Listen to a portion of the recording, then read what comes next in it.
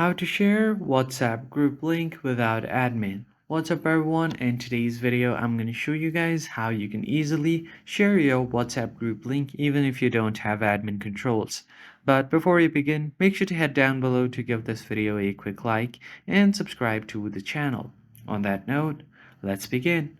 So the very first thing that you will have to do is open up your WhatsApp and get to the group that you want to share your link. So in my case, I'm going to invite some people on this group right here.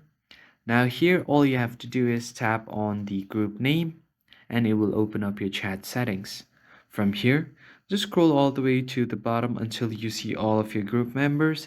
And here you will find an option to invite via link. Tap on it. You will have to copy the code or you can even create a QR code for this group. So just tap on copy link. Once you do that, you can go ahead and share it on any of your other groups like this. And if someone taps on this group, they should be able to join the group automatically. So that is it for this video. If you found this helpful, hit the like, share, and subscribe button.